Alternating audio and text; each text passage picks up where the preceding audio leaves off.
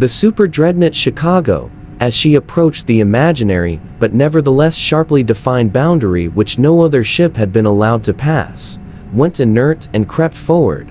Mile by mile, every man, from commissioner and counselor down, was taut and tense. So widely variant, so utterly fantastic, were the stories going around about this Arigia that no one knew what to expect. They expected the unexpected and got it. Ah, Tyrians, you are precisely on time. A strong, assured, deeply resonant pseudo-voice made itself heard in the depths of each mind aboard the tremendous ship of war. Pilots and navigating officers, you will shift course to 178-71253. Hold that course, inert, at 1 Tyrian gravity of acceleration. Virgil Sams will now be interviewed. He will return to the consciousnesses of the rest of you in exactly 6 of your hours.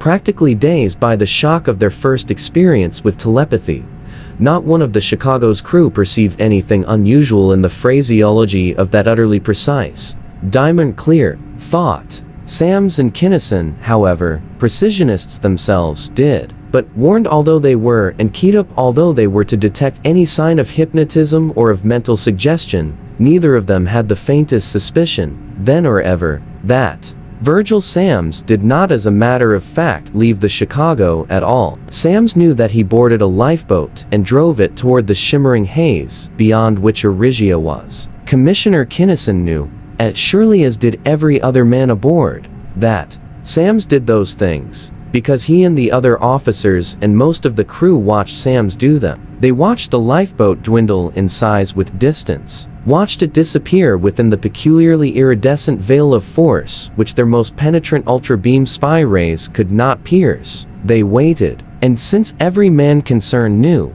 beyond any shadow of doubt, and to the end of his life, that everything that seemed to happen actually did happen, it will be so described. Virgil Sams, then, drove his small vessel through Arigia's innermost screen, and saw a planet so much like Earth that it might have been her sister world. There were the white ice caps, the immense blue oceans, the verdant continents partially obscured by fleecy banks of cloud. Would there, or would there not, be cities? While he had not known at all exactly what to expect, he did not believe that there would be any large cities upon Arigia. To qualify for the role of Deus Ex Machina, the Arisian with whom Sams was about to deal would have to be a superman, indeed a being completely beyond man's knowledge or experience and power of mind. Would such a race of beings have need of such things as cities? They would not. There would be no cities, nor were there. The lifeboat flashed downward, slowed, landed smoothly in a regulation dock upon the outskirts of what appeared to be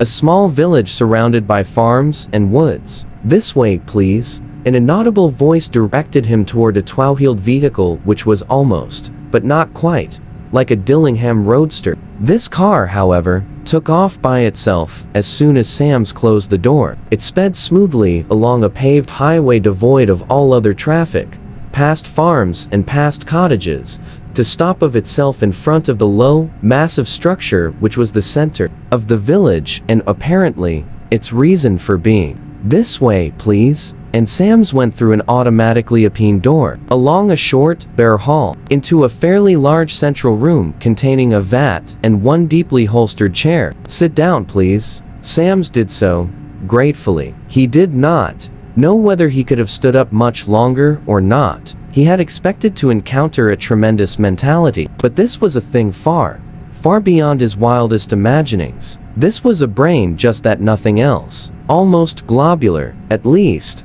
10 feet in diameter, immersed in and in perfect equilibrium with a pleasantly aromatic liquid, a brain. Relax, the Arisian ordered, soothingly, and Sams found that he could relax. Through the one you know as Bergenholm, I heard of your need, and have permitted you to come here this once for instruction. But this, none of this, it isn't. It can't be real, Sams blurted. I must be imagining it. And yet, I know that I can't be hypnotized. I've been psychoed against it. What is reality? The Arisian asked quietly. Your profoundest thinkers have never been able to answer that question. Nor, although I am much older and a much more capable thinker than any member of your race, would I attempt to give you its true answer. Nor, Since your experience has been so limited, is it to be expected that you could believe without reservation any assurances I might give you in thoughts or in words? You must, then, convince yourself definitely, by means of your own 5 senses, that I and everything about you are real, as you understand reality. You saw the village and this building. You see the flesh that houses the entity which is I. You feel your own flesh. As you tap the woodwork with your knuckles, you feel the impact and hear the vibrations as sound. As you entered this room, you must have perceived the odor of the nutrient solution in which, and by virtue of which I live. There remains only the sense of taste. Are you by any chance either hungry or thirsty? Both. Drink of the tankard in the niche yonder. In order to avoid any appearance of suggestion, we'll tell you nothing of its content except the one fact that it matches perfectly the chemistry of your tissues. Gingerly enough, Sams brought the pitcher to his lips then. Seizing it in both hands, he gulped down a tremendous draught. It was good. It smelled like all appetizing kitchen aromas blended into one. It tasted like all of the most delicious meals he had ever eaten. It quenched his thirst as no beverage had ever done. But he could not empty even that comparatively small container, whatever the stuff was. It had a satiety value immensely higher even than old, rare, roast beef. With a sigh of repletion, Sams replaced the tankard and turned again to his peculiar host. I am convinced that was real. No possible mental influence could so completely and unmistakably satisfy the purely physical demands of a body as hungry and as thirsty as mine was. Thanks immensely for allowing me to come here, Mr. You may call me mentor. I have no name, as you understand the term. Now then, please think fully. You need not speak of your problems and of your difficulties, of what you have done and of what you have it in mind to do. Sams thought, flashingly and cogently. A few minutes sufficed to cover Triplanetary's history and the beginning of the Solarian Patrol. Then, for almost 3 hours, he went into the ramifications of the Galactic Patrol of his imaginings. Finally, he wrenched himself back to reality. He jumped up, paced the floor, and spoke. But there's a vital flaw, one inherent and absolutely ruinous fact that makes the whole thing impossible. He burst out, rebelliously. No one man, or group of men, no matter who they are, can be trusted with that much power. The Council, and I have already been called everything imaginable, and what we have done so far is literally nothing at all in comparison with what the Galactic Patrol could and must do. Why, I myself would be the first to protest against the granting of such power to anybody. Every dictator in history, from Philip of Macedon to the tyrant of Asia, claims to be, and probably was, in his beginnings motivated solely by benevolence. How am I to think that the proposed Galactic Council, or even I myself, will be strong enough to conquer a thing that has corrupted utterly every man who has ever won it? Who is to watch the watchman? The thought does you credit, youth, Mentor replied, unmoved. That is one reason why you are here. You, of your own force, cannot know that you are in fact incorruptible. I, however, know. Moreover, there is an agency by virtue of which that which you now believe to be impossible will become commonplace. Extend your arm. Sams did so, and there snapped around his wrist a platinum bracelet carrying, wrist watchwise, a lenticular something at which the Turian stared in stupefied amazement. It seemed to be composed of thousands, millions of tiny gems, each of which emitted pulsatingly all the colors of the spectrum. It was throwing out, broadcasting a turbulent flood of writhing, polychromatic light. The successor to the golden meteor of the Triplanetary Service, Mentor said, calmly. The lens of Arigia. You may take my word for it, until your own experience shall have convinced you of the fact that no one will ever wear Arigia's lens who is in any sense unworthy. Here also is one for your friend, Commissioner Kinnison. It is not necessary for him to come physically to Arigia. It is, you will observe, in an insulated container, and does not glow. Touch its surface, but lightly and very fleetingly, for the contact will be painful. Sam's fingertip barely touched one dull, gray, lifeless jewel. His whole arm jerked away uncontrollably as there swept through his whole being the intimation of an agony more poignant by far than any he had ever known. Why, it's alive, he gasped. No, It is not really alive, as you understand the term. Mentor paused, as though seeking a way to describe to the Turian a thing which was to him starkly incomprehensible. It is, however, endowed with what you might call a sort of pseudo-life, by virtue of which it gives off its characteristic radiation, while, and only while, it is in physical circuit with the living entity, the ego, and us say with whom it is in exact resonance, glowing. The lens is perfectly harmless. It is complete, saturated, satiated, fulfilled. In the dark condition it is, as you have learned, dangerous in the extreme. It is then incomplete, unfulfilled, frustrated, you might say, seeking, or yearning, or demanding. In that condition, its pseudo-life interferes so strongly with any life to which it is not attuned that that life, in a space of seconds, is forced out of this plane or cycle of existence. Then I alone of all the entities in existence can wear this particular lens? Sams licked his lips and stared at it, glowing so satisfyingly and contentedly upon his wrist. But when I die, will it be a perpetual menace? By no means. A lens cannot be brought into being except to match some living personality. A short time after you pass into the next cycle, your lens will disintegrate. Wonderful. Sams breathed in awe. But there's one thing. These things are priceless, and there will be millions of them to make. And you don't. What will we get out of it, you mean? The Arisian seemed to smile. Exactly. Sams blushed, but held his ground. Nobody does anything for nothing. Altruism is beautiful in theory, but it has never been known to work in practice. I will pay a tremendous price, any price within reason or possibility for the lens. But I will have to know what that price is to be.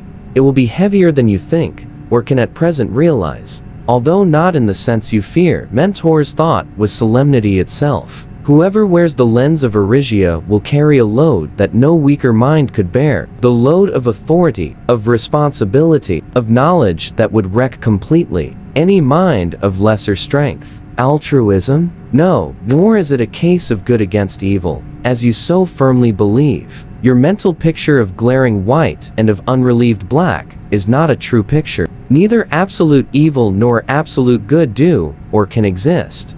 But that would make it still worse. Sams protested. In that case, I can't see any reason at all for your exerting yourselves, putting yourselves out for us. There is, however, reason enough. Although I'm not sure that I can make it as clear to you as I would wish. There are in fact 3 reasons, any one of which would justify us in exerting, would compel us to exert the trivial effort involved in the furnishing of lenses to your galactic patrol. First, there is nothing either intrinsically right or intrinsically wrong about liberty or slavery, democracy or autocracy, freedom of action or complete regimentation. It seems to us, however, that the greatest measure of happiness and of well-being for the greatest number of entities, and therefore the optimum advancement toward whatever sublime goal is toward which this cycle of existence is trending in the vast and unknowable scheme of things, is to be obtained by securing for each and every individual the greatest amount of mental and physical freedom compatible with the public welfare. We of Arisia are only a small part of this cycle, and as goes the whole, so goes in greater or lesser degree each of the parts. Is it impossible for you, a fellow citizen of this cycle universe, to believe that such fulfillment alone would be ample compensation for a much greater effort? I never thought of it in that light. It was hard for Sams to grasp the concept. He never did understand it thoroughly. I begin to see, I think. At least, I believe you. Second, we have a more specific obligation in that the life of many, many worlds has sprung from Arisian seed. Thus, in loco parentis, we would be derelict indeed if we refused to act. And third, you yourself spend highly valuable time and much effort in playing chess. Why do you do it? What do you get out of it? Why? Mental exercise, I suppose. I like it. Just so. And I am sure that one of your very early philosophers came to the conclusion that a fully competent mind, from a study of one fact or artifact belonging to any given universe, could construct or visualize that universe, from the instant of its creation to its ultimate end. Yes, at least, I have heard the proposition stated, but I have never believed it possible. It is not possible simply because no fully competent mind ever has existed or ever will exist. A mind can become fully competent only by the acquisition of infinite knowledge, which would require infinite time as well as infinite capacity. Our equivalent of your chess, however, what we call the visualization of the cosmic all. In my visualization, a descendant of yours named Clarissa McDougall will, in a store called Brenliers, upon the planet. But no, let us consider a thing nearer at hand and concerning you personally, so that its accuracy will be subject to check. Where you will be and exactly what you will be doing. At some definite time in the future, 5 years, let us say, go ahead. If you can, do that, you're good. 5 Tyrian calendar years then, from the instant of your passing through the screen of the hill on this present journey, you will be. Allow me please, a moment of thought. You will be in a barber shop not yet built, the address of which is to be 1515 12th Avenue, Spokane, Washington, North America. Tell us. The barber's name will be Antonio Carbonero, and he will be left-handed. He will be engaged in cutting your hair, or rather, the actual cutting will have been done, and he will be shaving, with a razor trademarked Jensen King Bird, the short hairs in front of your left ear, a comparatively small, quadrupedal, grayish striped entity, of the race called cat, a young cat. This one will be, and called Thomas, although actually of the female sex, will jump into your lap, addressing you pleasantly in a language with which you yourself are only partially familiar. You call it mewing and purring, Olive? Yes, the flabbergasted Sams managed to say. Cats do purr, especially kittens. Ah, very good. Never having met a cat personally, I am gratified at your corroboration of my visualization. This female youth, erroneously called Thomas, somewhat careless in computing the elements of her trajectory, will jostle slightly the barber's elbow with her tail, thus causing him to make a slight incision, approximately 3 millimeters long, parallel to and just above your left cheekbone. At the precise moment in question, the barber will be applying a styptic pencil to this insignificant wound. This forecast is, I trust, sufficiently detailed so that you will have no difficulty in checking its accuracy or its lack thereof.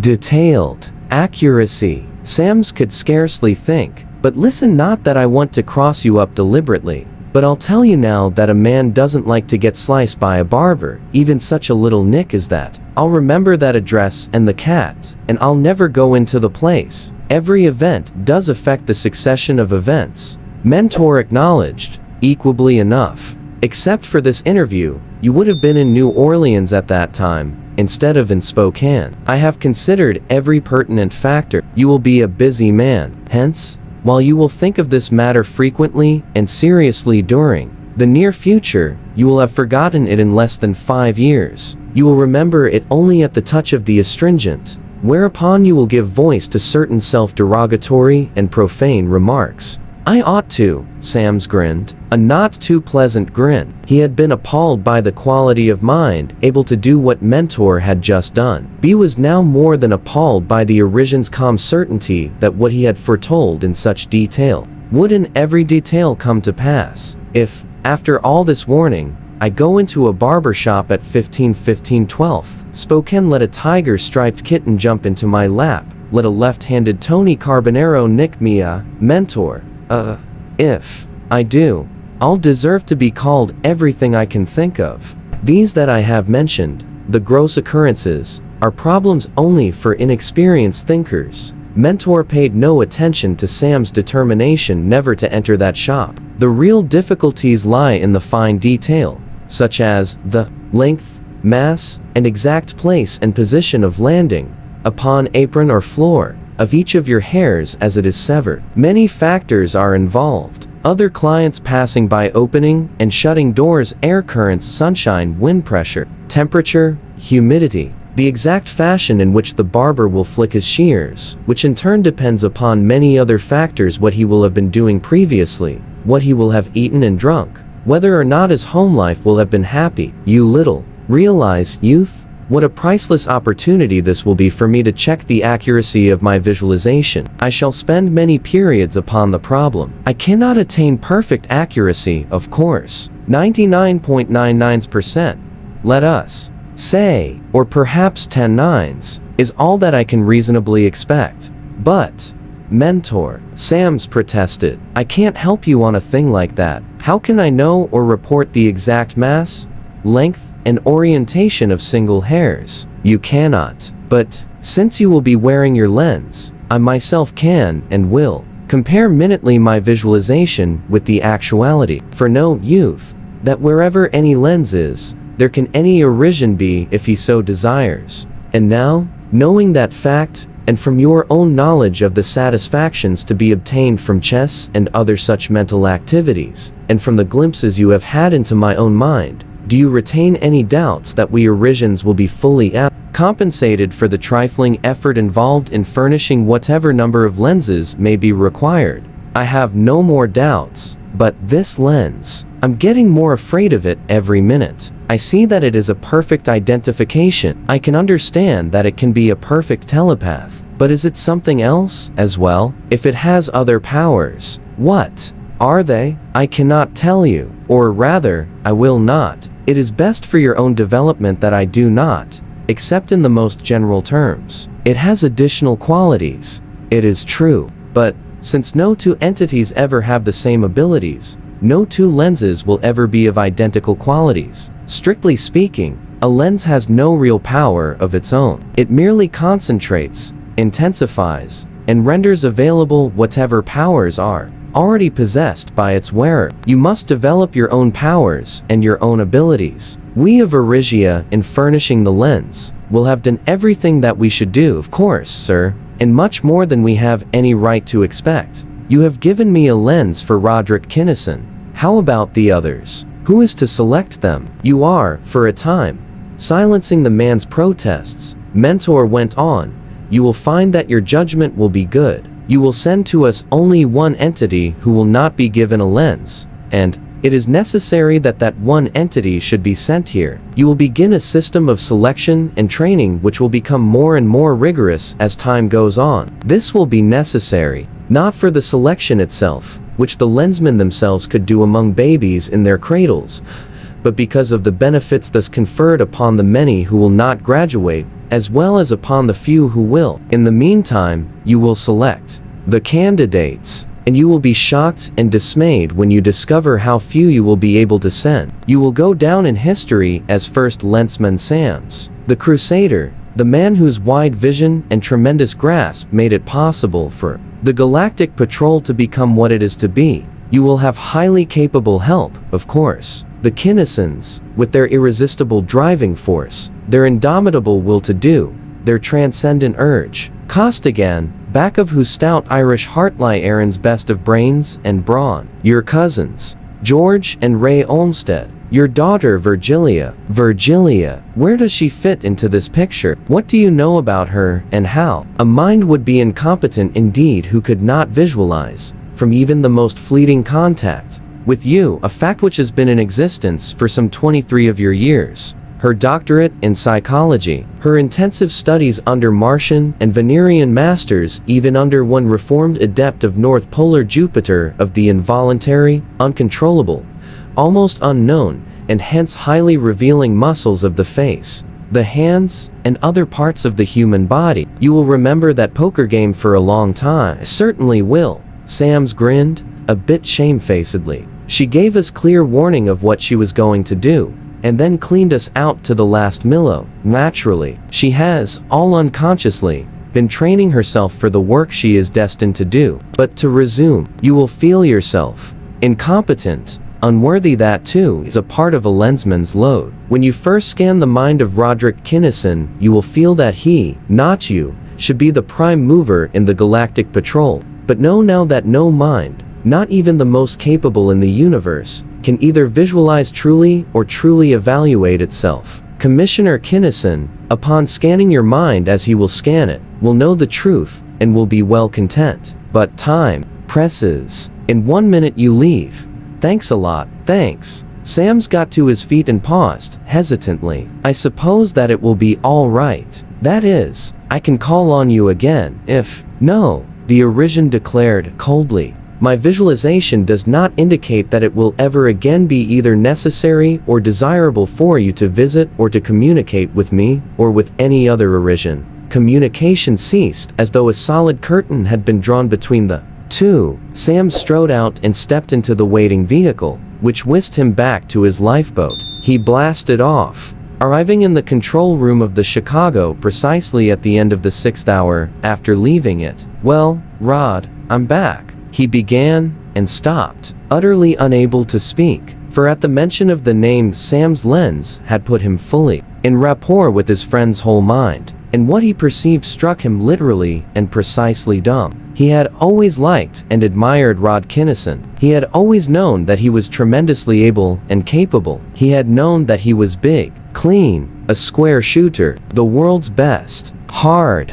a driver who had little more mercy on his underlings in selected undertakings than he had on himself. But now, as he saw spread out for his inspection, Kinnison's ego in its entirety, as he compared in fleeting glances that terrific mind with those of the other officers, good men too, all of them assembled in the room, he knew that he had never even begun to realize what a giant Roderick Kinnison really was. "What's the matter, Verge?" Kinnison exclaimed, and hurried up, both hands outstretched. "You look like you're seeing ghosts. What did they do to you?" "Nothing much. But ghosts doesn't have to describe what I'm seeing right now. Come into my office, will you, Rod?" Ignoring the curious stares of the junior officers, the commissioner and the counselor went into the latter's quarters, and in those quarters the two lensmen remained in close consultation during practically all of the return trip to Earth. In fact, they were still conferring deeply,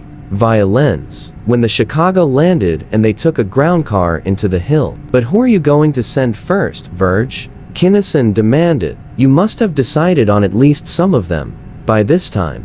I know of only 5, or possibly 6, who are ready," Sams replied, glumly. "I would have sworn that I knew of 100, but they don't measure up. Jack, Mason Northrup, and Conway Costigan for the first load. Lyman Cleveland, Fred Rodebush, and perhaps Bergenholm. I haven't been able to figure him out, but I'll know when I get him under my lens next. That's all." "Not quite. How about your identical twin cousins, Ray and George Olmsted, who have been doing such a terrific job of counter-spying?" "Perhaps, quite possibly, and if I'm good enough, Clayton and Schweikert certainly are, to name only 2 of the Commodores, and Nobos and Dalnolton. And above all, how about Jill?" "Jill? Why, I don't. She measures up, of course, but at that, there was nothing said against it, either. I wonder, why not have the boys and Jill, too, and thrash it out?" The young people were called in. The story was told. The problem stated. The boys' reaction was instantaneous and unanimous. Jack Kinnison took the lead. "Of course, Jill's going, if anybody does," he burst out vehemently. "Count her out, with all the stuff she's got." "Hardly. Why, Jack, this? From you?" Jill seemed highly surprised. "I have it on excellent authority that I'm a stinker. A half-witted one at that. A jelly brain, with come-hither eyes. You are, and a lot of other things besides."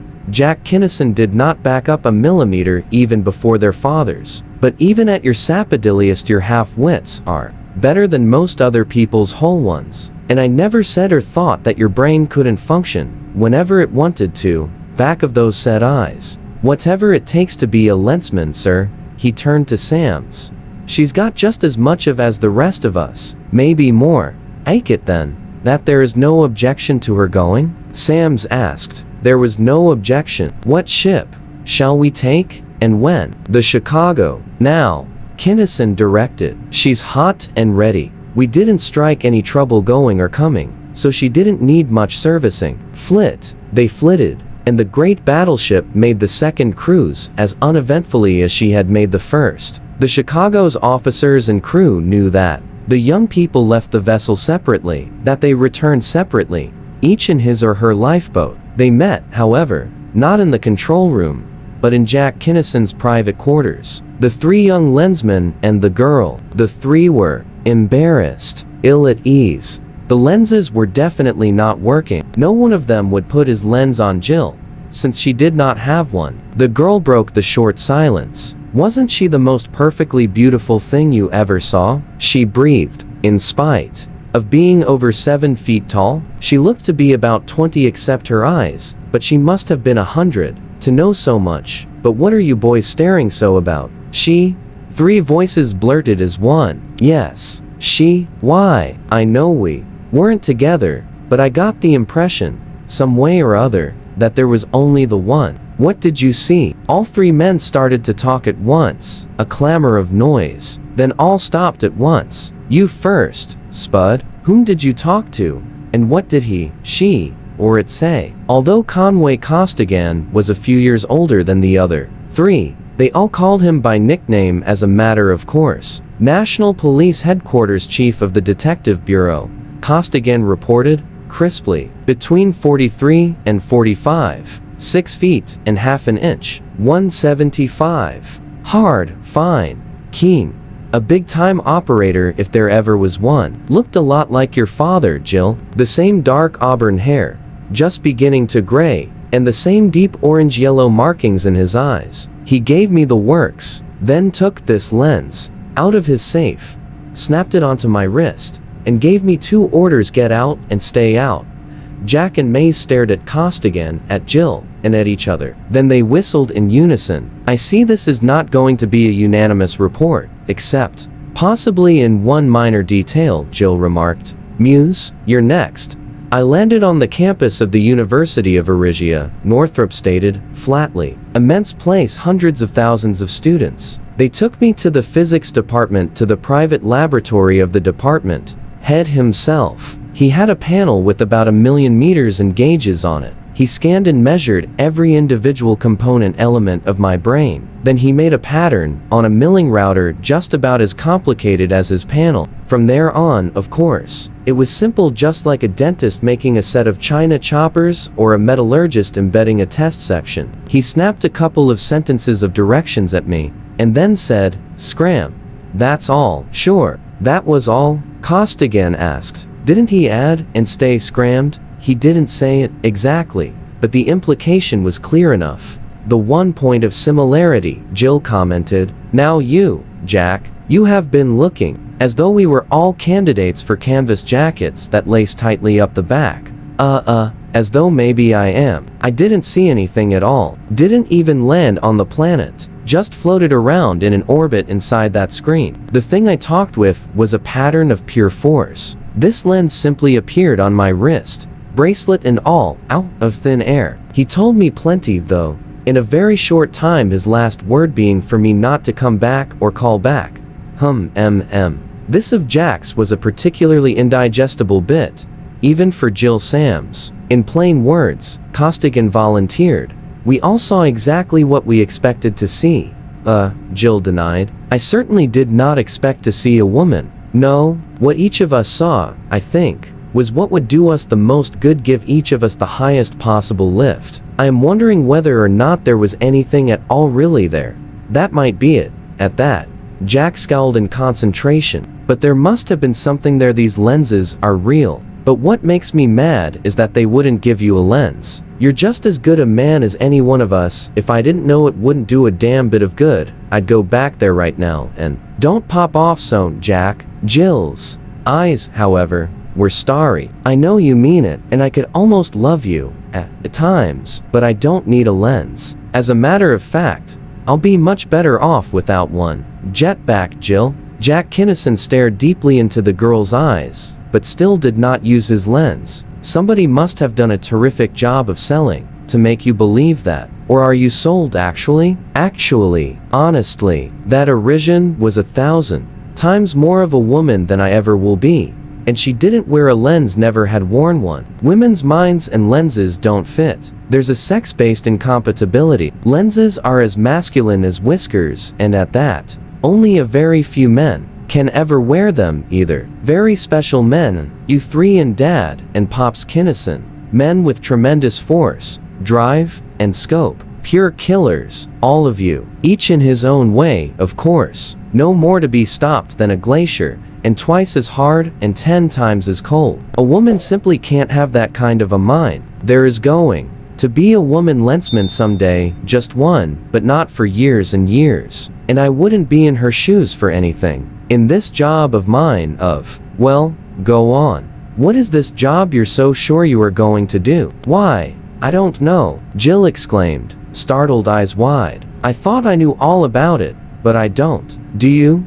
About yours? They did not one of them. And they were all as surprised at that fact as the girl had been. Well, to get back to this Lady Lensman who is going to appear someday, I gather that she is going to be some kind of a freak. She'll have to be, practically, because of the sex-based fundamental nature of the lens. Mentor didn't say so in so many words, but she made it perfectly clear that Mentor, the three men exclaimed. Each of them had dealt with Mentor. I am beginning to see, Jill said thoughtfully. Mentor, not a real name at all. To quote the unabridged verbatim, I had occasion to look the word up the other day, and I am appalled now at the certainty that there was a connection, quote. Mentor, a wise and faithful counselor, unquote. Have any of you boys anything to say? I haven't. And I am beginning to be scared blue. Silence fell, and the more they thought, those three young lensmen and the girl who was one of the two human women ever to encounter knowingly an Arisian mind,